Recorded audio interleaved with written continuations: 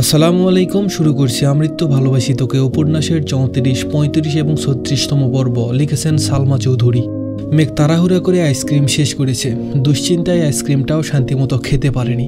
এক দৃষ্টিতে আবিরের মুখের দিকে তাকিয়ে আছে, কিন্তু আবিরের দৃষ্টি অন্য কোথাও। আবির আকাশপানে চেয়ে আছে। রাস্তার পাশে থাকা লাইটের আলোতে স্পষ্ট বোঝা যাচ্ছে আবিরের চোখে মুখের উজ্জ্বলতা বিলীন হয়ে গেছে। বিকেলে আসার সময় যতটা উৎফুল্ল আবির ভাইকে মেঘ দেখেছিল, এই আবির ভাই যেন অন্য কেউ। চোখে মুখে চিন্তার ছাপ। মেঘ কিছু বলতে গিয়েও থেমে গেল। আবির শোনিত কণ্ঠে বলে উঠল, এই পৃথিবীতে প্রতিটা মানুষের জীবনে সবচেয়ে গুরুত্বপূর্ণ ব্যক্তি হলো মা। সেই মায়ের লাশ দেখার পর বা ছোঁয়ার অধিকার যদি কোনো সন্তানের না থাকে, তাহলে সেই সন্তান পৃথিবীতে বেঁচে থেকেও মৃত। মেঘ ভ্রু কুঁচকালো। আবির ভাই কি বলেছে কিছুই বুঝতে পারছে না।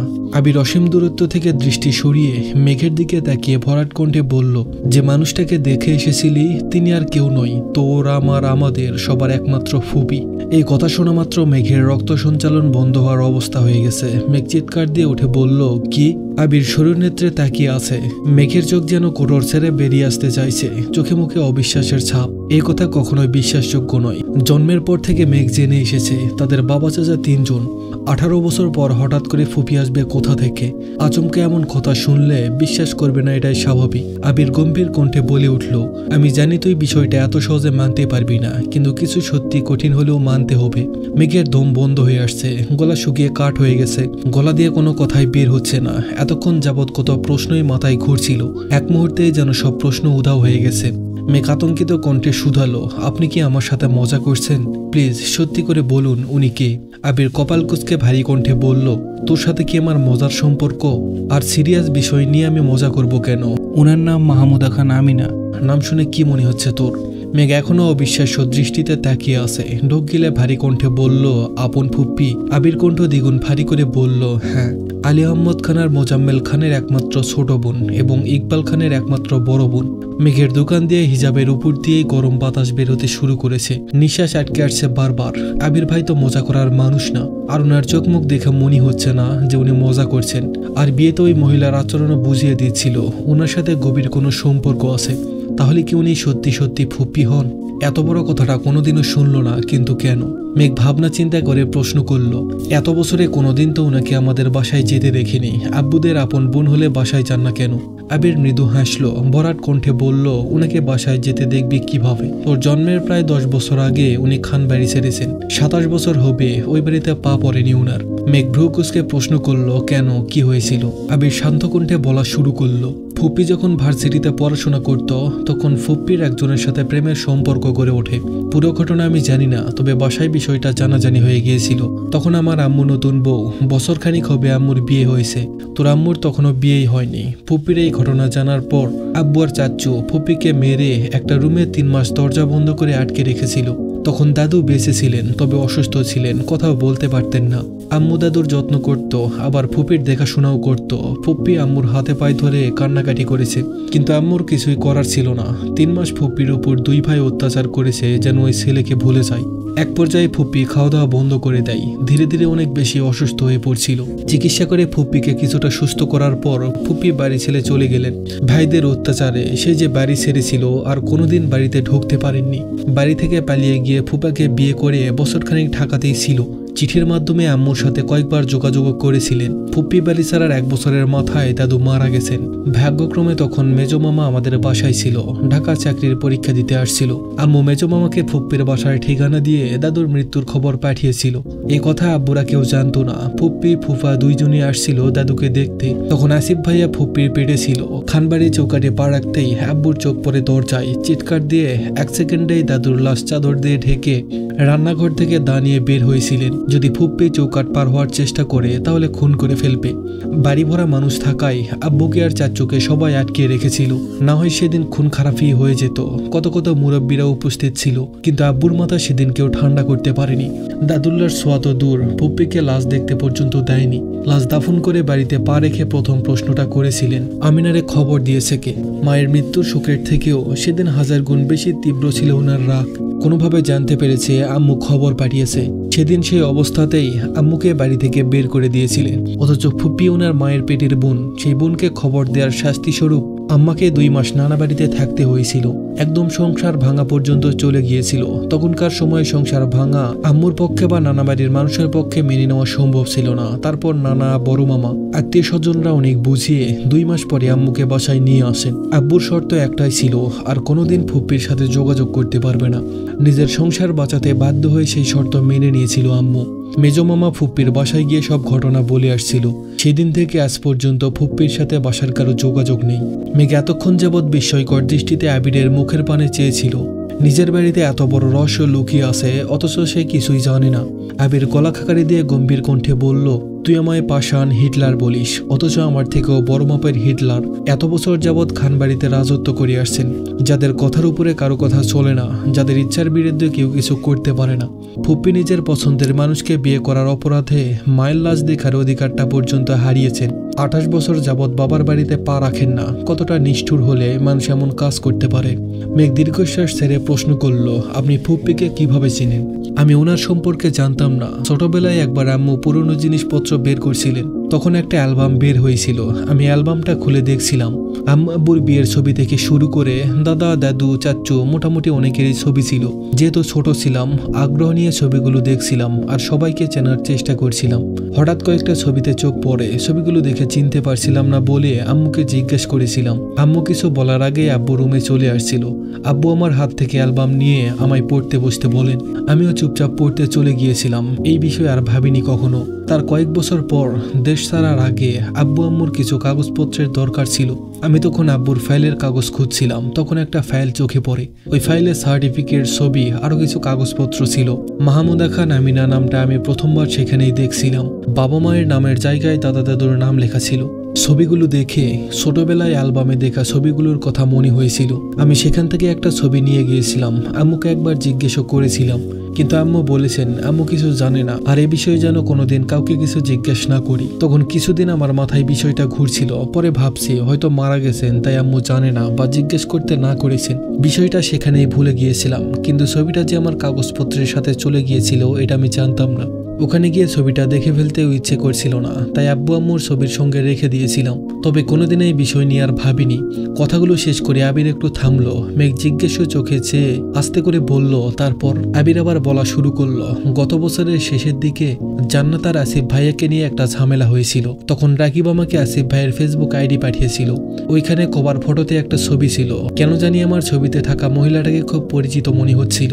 আমি রাকিবকে বলে আসিফ ভাইয়ের বায়োডাটা সংগ্রহ করি।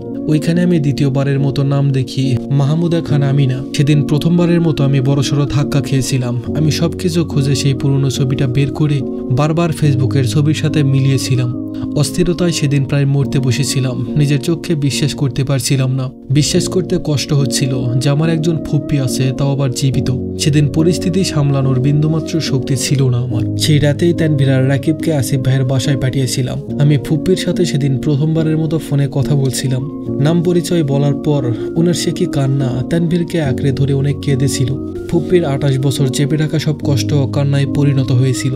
তারপর বেশ কয়েকবার কথা হয়েছিল ওনার সাথে। বারবার জিজ্ঞেস করেছি ঘটনা বলতে, কিন্তু বলেননি। বলেছেন আমি দেশে ফিরলে সবকিছু বলবে। দেশে ফেরার কয়েকদিনের মধ্যেই আমি তানভীর আর রাকিব ওনাদের বাসায় গিয়েছিলাম। সেখানে গিয়ে সব ঘটনা শুনেছি।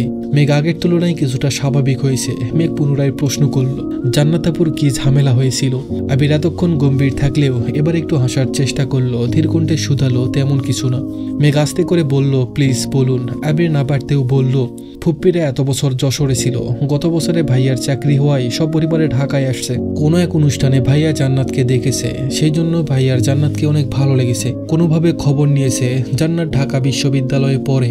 সেই থেকে প্রায় ভার্সিটির আশেপাশে জান্নাতকে ফলো করত, কিন্তু কোনোদিন কথা বলেনি। 6 মাস শুধু দূরে থেকেই ফলো করেছে। একদিন সাহস নিয়ে কথা বলতে আসছিল, যদিও কথা বলতে পারেনি, কিন্তু সেটা রাকিবের কান পর্যন্ত পৌঁছে গিয়েছিল। রাকিব 2-3 দিন খেয়াল করে বিষয়টা আমায় জানিয়েছিল। রাকিবের ভাইয়াকে পেটানোর চিন্তা ভাবনা ছিল। আমাকে জানানোর পর আমি বলেছিলাম ছেলেটার একটু খোঁজ নিতে, যদি সমস্যা মনে হয় তাহলে পেটাতে।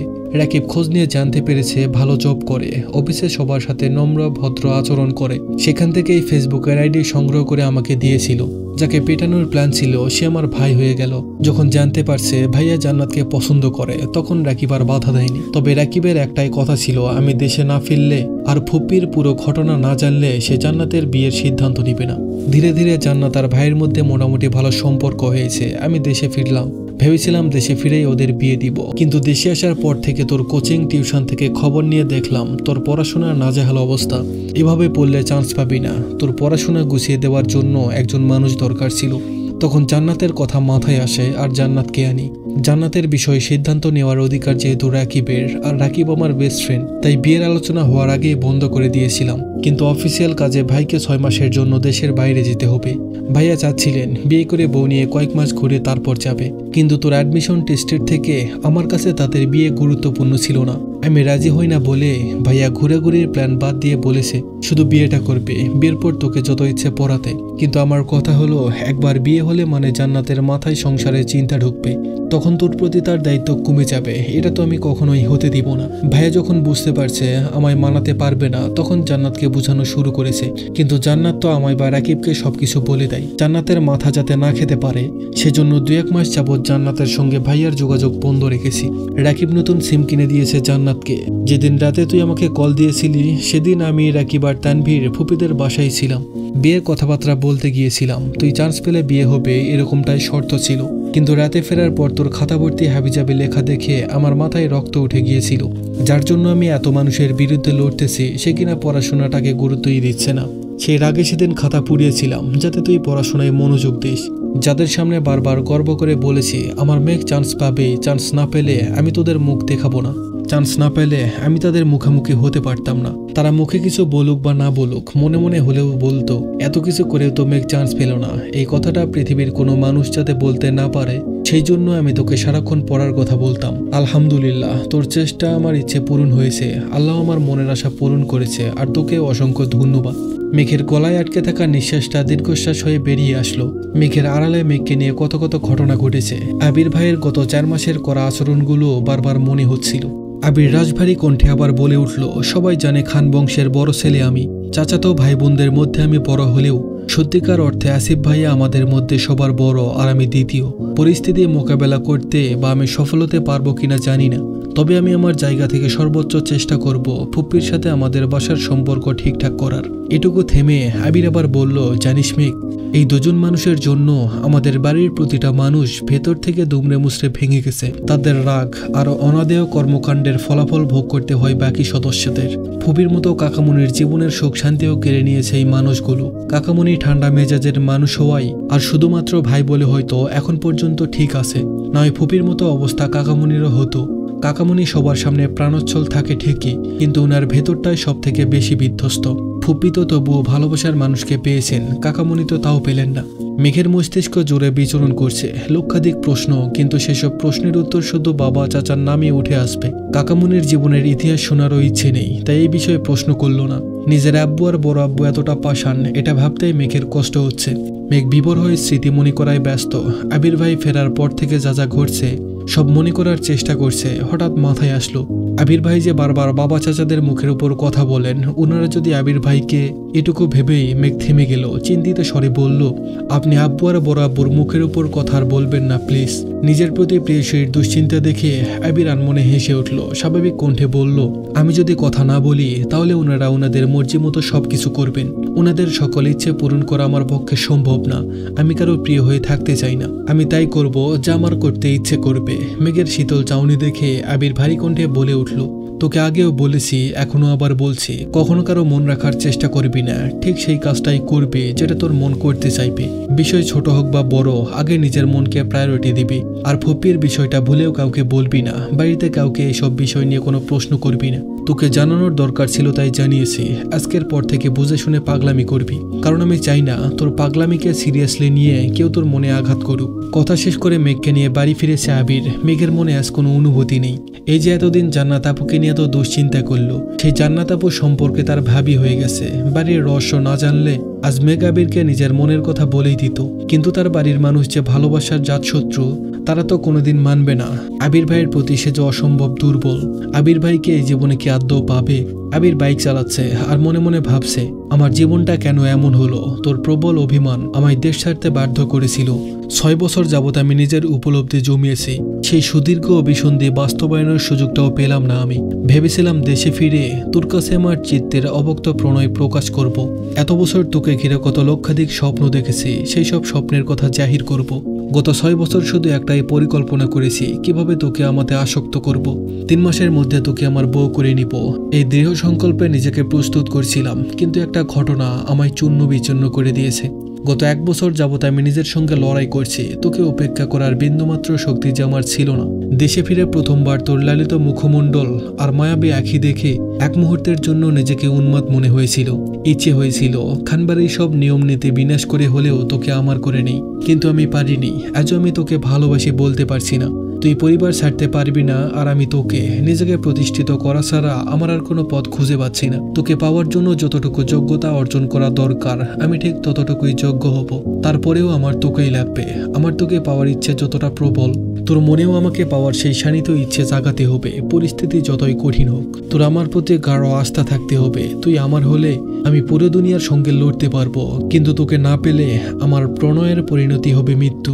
বাসার সেই মোড়ে মেঘকে নামিয়ে দিয়ে আবির ঠান্ডা কণ্ঠে বলল, যা বলছি তা মাথায় রাখিস। সামনে তানভীর আছে, ওর সঙ্গে বাসায় যাবি। বাসায় কেউ কিছু জিজ্ঞেস করলে তোর কিছু বলার প্রয়োজন নেই। যা বলার তানভীর বলবে। জান্নাতের বিয়ের কথা কাউকে বলিস না, আর অতিরিক্ত চিন্তা করে নিজের শরীর খারাপ করিস না। ফুপির সাথে সম্পর্ক আমি ঠিকঠাক করার চেষ্টা করব, তুই সাবধানে থাকিস। তানভীর বাসার কাছেই মেঘের জন্য অপেক্ষা করছিল। মেঘকে নিয়ে বাসায় ঢুকছে। ড্রয়িং রুমে 2 ভাই বসে আছেন। মেঘ আর তানভীরকে দেখেই মোজাম্মেল খান প্রশ্ন করলো, কোথায় গিয়েছিলি? মেঘ তানভীরের মুখের দিয়ে তাকাতেই তানভীর বলল, তুই রুমে যা। ভাইয়ের কথা মতো মেঘ রুমে চলে গেছে। ওরা 2 ভাই মেঘকে এমনভাবে আগলে রাখে যেন বাড়ির কেউ কিছু বলতে না পারে। বড়রা কিছু বললে কষ্ট পাবে বেশি, কিন্তু তানভীর যেহেতু ছোট থেকেই শাসন করে, তাই ভাইয়ের শাসন মেঘের এখন সয়ে গেছে। তানভীর যা যা কথা বলার তা বলে রুমে চলে গেছে। মেঘ ফ্রেশ হয়ে শুয়ে পড়েছে। বিকেল থেকে এত এত ঘটনার সম্মুখীন হতে হয়েছে, যেগুলো মাথায় স্থির হতেও একটু সময় লাগবে। মেঘের আবেগ অনুভূতি সব বিলীন হয়ে গেছে। আবির ভাইয়ের বলা প্রতিটা কথা মাথায় ঘুরপাক খাচ্ছে। একটা কথাই বারবার মনে হচ্ছে, এই বাড়ির প্রতিটা মানুষ ভেতর থেকে দুমড়ে মুচড়ে ভেঙে গেছে। ফুপির বিষয়টা জানার পর মেঘের হৃদয়টা ভেঙে চূর্ণ বিচূর্ণ হয়ে গেছে। 4 মাসের প্রেমানুভূতি প্রকাশ করার আগেই সব শেষ হয়ে গেল। আবির ভাইয়ের প্রতি যে আকাশসময় প্রলয় লীলা সবই ফিকে হয়ে গেছে। ফুপি আর কাকামুনির মনে কতই না কষ্ট। এসব ভেবে কখন যে ঘুমিয়ে পড়েছে নিজেও জানে না। আবিরের জন্য অপেক্ষা করার শক্তিটুকু আর ছিল না। আবির মেঘকে নামিয়ে দিয়ে আবার বিয়ের প্রোগ্রামে গেছে। রাকিবের বেস্ট ফ্রেন্ড হিসাবে এই সময় আবিরকে রাকিবের পাশে থাকা খুব প্রয়োজন। রাকিবের একমাত্র বোন জান্নাত। রাকিবের আর একটা ছোট ভাই আছে, তবে বোনের প্রতি ভাইদের ভালোবাসা একটু বেশি তীব্র হয়। সপ্তাহখানেক হয়ে গেছে, কিন্তু মেঘের মাথা থেকে ফুপ্পির ঘটনা কোনোভাবেই যাচ্ছে না। যতবার আব্বুকে আর বড় আব্বুকে দেখে ততবারই মনে হয় ওনারা হিটলারের থেকেও নিকৃষ্ট। এতদিন আবির ভাইকে হিটলার বলায় নিজেই অনুতপ্ত হচ্ছে। এখন আর মেঘ আগের মতো আবিরকে জ্বালায় না, আবিরের রুমে যায় না, অনুভূতি প্রকাশেরও চেষ্টা করে না। আব্বু আর বড় আব্বুকে দেখলে যতটা রাগ হয়, আবির ভাইকে দেখলে ঠিক ততটাই কষ্ট হয়। আজ তানভীর প্রোগ্রামে ব্যস্ত, হঠাৎ ফোন কল বাজতেছে। ফোন বের করে অবাক চোখে তাকায়, বুন্না কল দিচ্ছে। প্রোগ্রাম থেকে বের হয়ে একপাশে গিয়ে ফোন রিসিভ করলো। ফোনের ওপাশ থেকে বুন্না বলল, আসসালামু আলাইকুম। তানভীর বলল, ওয়ালাইকুম আসসালাম। বুন্না বলল, ভাইয়া আপনি কি বাসায়? তানভীর বলল, ভাইয়া ডাকতে কতবার না করেছি তোমায়।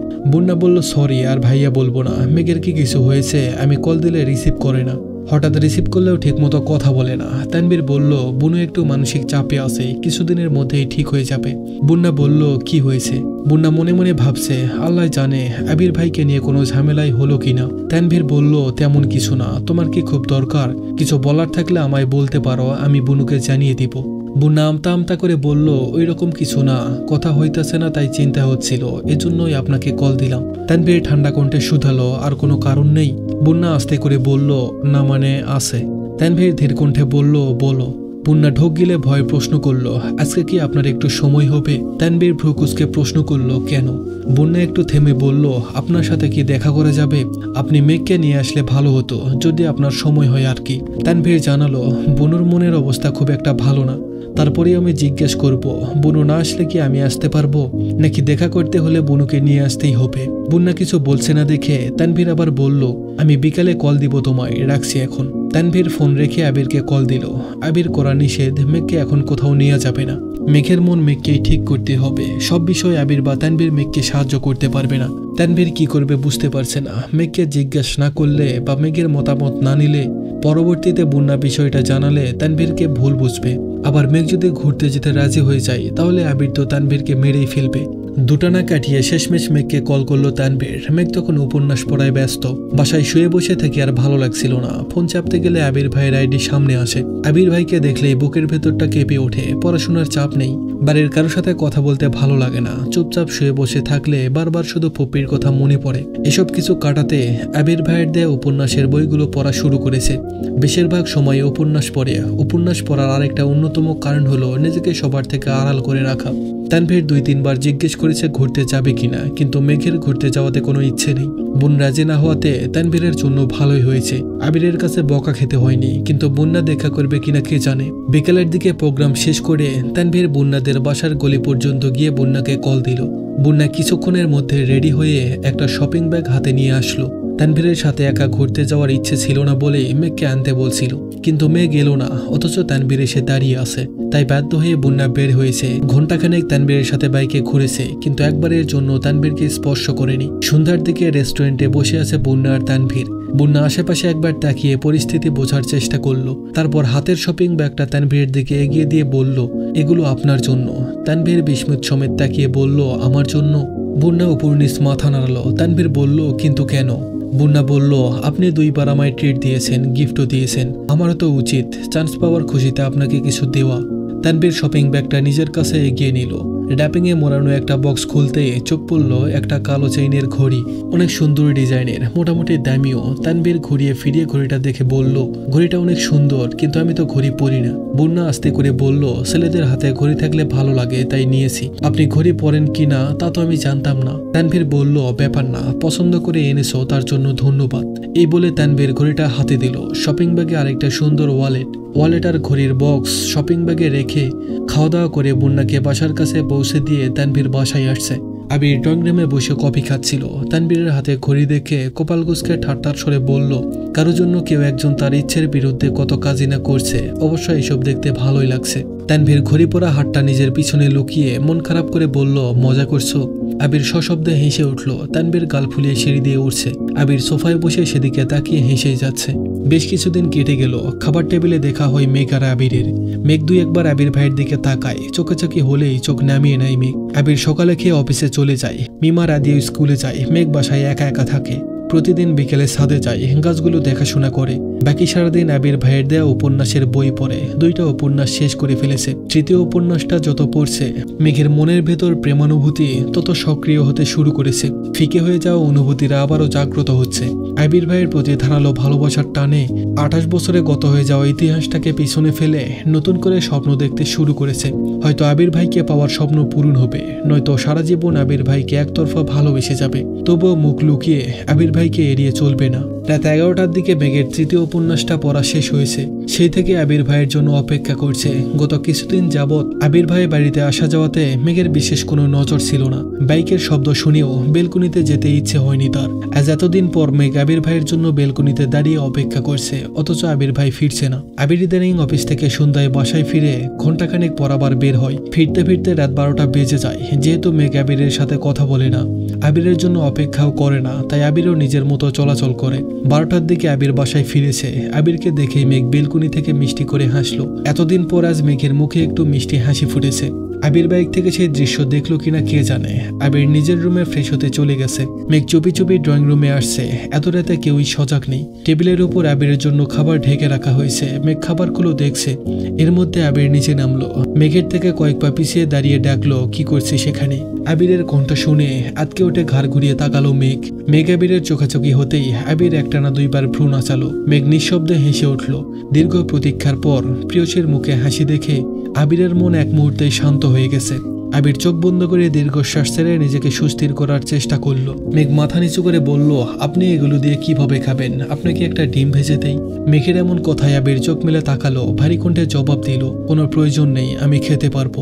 আবির ভারী কণ্ঠে বললেও মেঘের সেসবে মাথা ব্যথা নেই, কারণ তার মাথায় উপন্যাসের প্রেমালাপ ঘুরপাক খাচ্ছে। সে আবার বলল, আপনি তো বলেছিলেন পরীক্ষার পর রান্নাঘরে যেতে পারবো, পরীক্ষা তো শেষ, এখন কি যেতে পারবো না?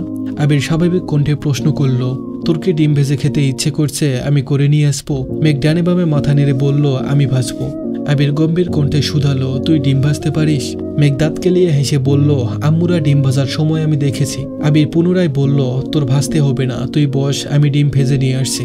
মেঘ শক্ত কণ্ঠে বলল, না, আমি আনবো। আবির ধমক দিতে গিয়েও থেমে গেল। মেয়েটা এতদিন পর আবিরের সঙ্গে কথা বলতে আসছে, ধমক দিলে মনে কষ্ট পাবে, তাই ধমক দিতে পারছে না। আবির ডিম ভাজতে পাঠাতেও সাহস পাচ্ছে না। আবির দুই পায়ে গিয়ে থমকে দাঁড়ালো, সেখান থেকে ঘুরে এসে চেয়ার টেনে বসলো। পকেট থেকে ফোন বের করে কিছু একটা চেক করছিল, একবার রান্না করে তাকাচ্ছে, একবার ফোনে। দুইবার ডেকে বলেছে, তুই কি পারবি নাকি আমি আসবো? মেঘ দুইবারই উচ্চস্বরে বলেছে, পারবো। কিন্তু আবিরের কলিজা কাঁপছে। প্রথমবার মেঘ রান্নাঘরে রান্না করতে গেছে, পেঁয়াজ কাটতে গিয়ে যদি হাত কেটে ফেলে। কয়েকবার রান্নাঘরে দেখে যেই না ফোনের দিকে মনোযোগ দিয়েছে, কয়েক সেকেন্ডের মধ্যে মেঘ চিৎকার দিয়ে উঠেছে। মেঘের চিৎকারের শব্দে আবিরের হৃদয় কেঁপে উঠেছে। সহসা ফোন ফেলে ছুটে যায় রান্নাঘরে। গরম তেল ছিটকে পড়েছে মেঘের হাতে পায়ে। এত রাতে বাসায় মানুষ সজাগ হলে ঝামেলা হবে ভেবে চিৎকার দিয়ে নিজের মুখ চেপে ধরেছে। ফ্লোরে বসে ফুপিয়ে ফুপিয়ে কাঁদছে মেঘ। আবির চুলা বন্ধ করে ঝড়ের বেগে টুথপেস্ট নিয়ে আসছে। হাঁটু গেড়ে বসে আলতো করে হাতে পায়ে টুথপেস্ট লাগিয়ে দিচ্ছে। কয়েক মুহূর্তের মধ্যেই আবিরের শরীর ঘেমে একাকার অবস্থা। রক্তাভ চোখে মেঘের হাতে পায়ে নিবদ্ধ, বুকের ভেতর হৃৎপিণ্ডটা অবিরাম কাঁপছে। মেঘের হাতে পায়ে পেস্ট লাগিয়ে দিয়ে ফু দিয়ে দিচ্ছে। মেঘ কেঁদে যাচ্ছে, তবে এই ক্রন্দন শব্দহীন। আবির ভ্রু কুঁচকালো, নিজের ভেতরে থাকা সবটুকু ক্রোশ কণ্ঠে ঢেলে দাঁতে দাঁত চেপে বলল, আমায় না জ্বালালে কি তোর শান্তি হয় না? আবির ভাইয়ের রাগান্বিত কণ্ঠ শুনে মেঘ জলশক্তি চোখে আবিরের মুখের পানে তাকিয়ে থাকে। চোখ পড়ে রক্তাক্ত দুটো চোখে, এই চোখে অসহায়ত্ব স্পষ্ট প্রতীয়মান হচ্ছে। আবিরের নিঃশ্বাসের মাত্রা তীব্র, কপালে বিদ্যমান ঘামের বিন্দুগুলো চিকচিক করছে। আচমকা আবির মেঘকে কোলে তুলে নেয়। অমনি মেঘের চক্ষু চরক গাছে। এক মুহূর্তে কান্না থেমে গেছে। অবাক চোখে চেয়ে আছে আবিরের মুখের পানে। আবির কোনো দিকে না তাকিয়ে মেঘকে নিয়ে সোফায় বসিয়ে ঠান্ডা কণ্ঠে শুধালো, এখনো জ্বলতেছে? মেঘ এপাশ ওপাশ মাথা নেড়ে না করল। আবির মেঘের হাতে পায়ে ফু দিতে দিতে হঠাৎ অত্যন্ত নমনীয় স্বরে বলে উঠল, কথা বললে কেন কথা শুনিস না? তেলটা যদি আর একটু বেশি পড়তো কি হতো তখন বল? মেঘ অপলক দৃষ্টিতে আবিরের দিকে তাকিয়ে আছে। আবির ভাইয়ের বলা কথাটা মেঘের কলিজায় লাগছে। আবির ভাইয়ের এত কোমল কণ্ঠ কোনোদিন শোনেনি সে। মেঘের অপলক দৃষ্টিতে আবিরের অদ্ভুত ঘোর কাজ করছে। কোনো মতেই চোখ নামিয়ে শুধালো, রাতে খেয়েছিস? মেঘ আস্তে করে বলল, না। আবিরের মেজাজ খারাপ হলো। কপাল কুঁচকে মেঘের দিকে তাকিয়ে প্রশ্ন করলো, এত রাত হয়ে গেছে, খাসনি কেন? মেঘ যে উপন্যাসটা পড়তে পড়তে রাত 11টা বাজিয়ে ফেলেছে। তারপর থেকে আবির ভাইয়ের অপেক্ষারত আছে। এই কথা আবির ভাইকে সে কিভাবে বলবে? মেঘের হাত আর পায়ের দিকে একবার দেখে ঠান্ডা কণ্ঠে বলল, এখানে চুপচাপ বসে থাক, আসছি আমি। কিছুক্ষণের মধ্যে আবির আরেকটা ডিম ভেজে ভাত নিয়ে আসছে। মেঘ নির্বাক চোখে চেয়ে আছে। হৃৎপিণ্ডের ধুকপুকানি শুরু হয়ে যাচ্ছে। আবির ভাই খাবার নিয়ে আসছে। আবির ভাইকে খাইয়ে দিবেন এসব ভেবেই অস্থির হয়ে যাচ্ছে। জ্বরের ঘরে প্রথমবার মেঘকে আবিরের খাইয়ে দেওয়ার অনুভূতি ঠিকমতো বুঝতে না পারলেও আজ সে অনুভব করতে পারছে। খুব যত্ন সহকারে মেঘকে খাইয়ে দিচ্ছে আবির। পানির গ্লাসটাতে পর্যন্ত ছুতে দিচ্ছে না। খাওয়া শেষে মেঘের হাত আর পা পরিষ্কার করে ফ্রিজ থেকে দই বের করে দিয়েছে। এর মধ্যে কম করে হলেও 100 বার প্রশ্ন করে ফেলেছে, জ্বলছে কিনা, ব্যথা করছে কিনা। মেঘের থেকেও আবির যেন কয়েকশো গুণ বেশি দুশ্চিন্তায় আছে। আবিরের আতঙ্কিত কণ্ঠস্বর শুনে মেঘ বারবার অবাক চোখে তাকাচ্ছে। আবির ভাইয়ের এই আচরণ কি ভাইয়ের প্রতি বোনের ভালোবাসা নাকি অন্য কিছু? অন্য কিছু ভেবেই বারবার আটকে যাচ্ছে। মনে পড়ে যাচ্ছে ফুপ্পিকে নিয়ে আবির ভাইয়ের বলা কথাগুলো। মেঘকে কোলে নিয়ে রুম পর্যন্ত দিয়ে আসছে। 3 দিন হয়ে গেছে মেঘের হাতে পায়ে তেল পড়েছে। ভাগ্য ভালো ছিল বলে মেঘের হাতে ফোসকা পড়েনি, তবে দাগ হয়ে আছে। এই দাগগুলো মুছতে বেশ কিছুদিন সময় লাগবে। সময় চলমান। মেঘ আর বন্যা দুজনেই ঢাকা বিশ্ববিদ্যালয়ের উদ্ভিদ বিজ্ঞান বিভাগে ভর্তি হয়েছে। ক্লাসও শুরু হয়ে গেছে। মায়া ঢাকা বিশ্ববিদ্যালয়ে চান্স পেয়েও ভর্তি হয়নি। তার পছন্দ মতো জগন্নাথ বিশ্ববিদ্যালয়ে ভর্তি হয়েছে। পাখি এখনো ভর্তি হয়নি। বন্যা আর মেঘের নতুন 3 জন বান্ধবী হয়েছে।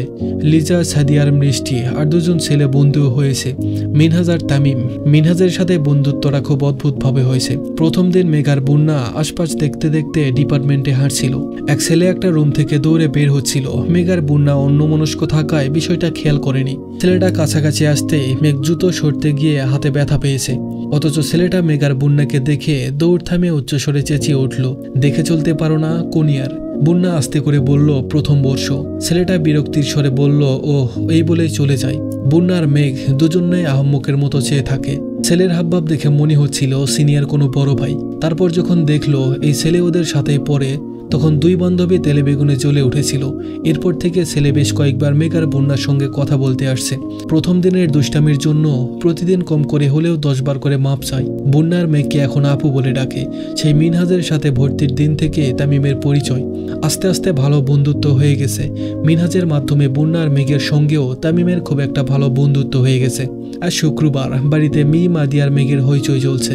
আবির সকাল সকাল উঠে নাস্তা করে বেশ খানিকটা সময় ধরে ভাই বোনদের দুষ্টামি দেখছে। দুপুরের পরপর আবিরের বড় মামা আসছে। ওনার বড় মেয়ে মাইশাকে ছেলেপক্ষ দেখতে আসবে, তাই উনি সবাইকে দাওয়াত করতে আসছেন। যদি পছন্দ হয় তাহলে বিয়ের দিন তারিখ ঠিক হয়ে যাবে। আলী আহমদ খান স্বাভাবিক কণ্ঠে বললেন, আমি এখন যেতে পারবো না, আপনি বরং আবিরের মাকে নিয়ে যান। বিয়ে ঠিক হোক, বিয়ের সময় সবাই যাবে ইনশাআল্লাহ। বড় মামা আবিরের দিকে তাকাতেই আবির বলে উঠল, বড় মামা আমায় যেতে বলো না প্লিজ, আমার অনেক কাজ আছে। তুমি আসছো যেহেতু আম্মুকে আজই নিয়ে যাও, এতে কোনো সমস্যা নেই, তবুও আমায় যেতে বলো না। বড় মামা একটু রেগে বললেন, এখন তোদের সমস্যা শুনছি, কিন্তু বিয়ের সময় আমি কারো কোনো সমস্যা শুনতে চাই না। আমার মেয়ের বিয়েতে সবাইকে উপস্থিত থাকতে হবে। আবির ঠান্ডা কণ্ঠে বলল, যদি চাও সবাই মাইশাপুর বিয়েতে উপস্থিত থাকুক, তাহলে আগামী মাসের মাঝামাঝিতে তারিখ দিও, বাকিটা তোমাদের ইচ্ছে। এই বলে আবির চলে গেছে। আগামী মাসে আদির বার্ষিক পরীক্ষা শেষ হবে, তারপর বিয়ে হলে সবাই যেতে পারবে। এজন্য আবির বিয়ের তারিখ আগামী মাসের মাঝামাঝি দিতে বলেছেন। কয়েকদিন পর সকালবেলা খাবার টেবিলে সবাই একসাথে খাবার খাচ্ছিল। আলী আহমদ খান হঠাৎই বলে উঠলেন, আবির তোর কি কিছুদিন সময় হবে? আবির বাবার দিকে তাকিয়ে প্রশ্ন করল, কেন? আলী আহমদ খান বললেন, তোকে রাজশাহীতে যেতে হবে। আবির ভাই রাজশাহী যাবে শুনেই মেঘ আটকে ওঠে। ঘুম থেকে উঠে আর রাতে ঘুমাতে যাওয়ার পূর্বে আবির ভাইকে দেখা মেঘের নিত্যদিনের অভ্যাসে পরিণত হয়ে গেছে। আবির ভাইকে রাজশাহীতে যেতে হবে শুনে অষ্টাদশের মন সহসা খারাপ হয়ে গেছে। আবির কিছু বলার আগেই পাশ থেকে ইকবাল খান উঠে বেসিনের দিকে চলে গেছেন। আবির একবার বেসিনের দিকে চেয়ে পরক্ষণে মেঘের দিকে এক পলক তাকালো। মেঘ মাথা নিচু করে বসে আছে। আবির ভারী কণ্ঠে বলল, ঠিক আছে, কবে যেতে হবে? মোজাম্মেল খান বললেন, আগামীকাল গেলে ভালো হবে। কেউ আর কোনো কথা বলছে না। তানভীর কিছু একটা বলতে গিয়েও থেমে গেছে। আবির খাবার শেষ করে অফিসের জন্য বেরিয়ে পড়েছে। বিকেলের দিকে মেঘের ঘুম ভেঙেছে। ফ্রেশ হয়ে বেলকুনিতে দাঁড়াতেই দেখলো নিচে আবির ভাইয়ের বাইক রাখা। তার মানে আবির ভাই বাসায়। মেঘ রুম থেকে বেরিয়ে আবিরের রুমের দরজায় পা রাখতে রাখতে ডাকলো, আবির ভাই। পর্দা সরাতেই চোখ পড়ল রাকিব ভাইয়া সহ আরো 3-4টা ছেলে। মেঘ সঙ্গে সঙ্গে দরজা থেকে সরে গেছে। মেঘ ওড়না মাথায় দিতে ব্যস্ত। আবির দরজা পর্যন্ত এসে বলল, কি হয়েছে বল। মেঘ মোলায়েম কণ্ঠে বলল, ছাদে যাব, চাবিটা কি দেয়া যাবে? আবির স্বাভাবিক কণ্ঠে উত্তর দিল, তুই দাঁড়া, আমি নিয়ে আসছি। রুমে ঢুকতে রাকিব বলে উঠল, বাহ আবির বাহ। এখন থেকে এই বউকে এতটুকু বলতেই আবির রাকিবের মুখ চেপে ধরে বিড়বিড় করে বলল, মুখটা বন্ধ রাখ, ও বাহিরে আছে, শুনতে পাবে। উচ্চস্বরে রাসেল, লিমন, মোবারক আর শিশির বলে উঠল, ও। আবির রাকিবকে ছেড়ে ছাদের চাবি মেঘের দিকে দিয়ে গম্ভীর কণ্ঠে বলল, 1 ঘন্টার মধ্যে নিচে আসবি। মেঘ আচ্ছা বলে যেতে নিয়ে আবার থমকে দাঁড়ালো। আবির তখনও দরজায় দাঁড়িয়ে আছে। মেঘকে দাঁড়াতে দেখে প্রশ্ন করলো, আবার কি হলো? মেঘ আস্তে করে বলল, রাকিব ভাইয়া বাসায় আসছে, ভালো মন্দ খাবার নেওয়া দরকার না?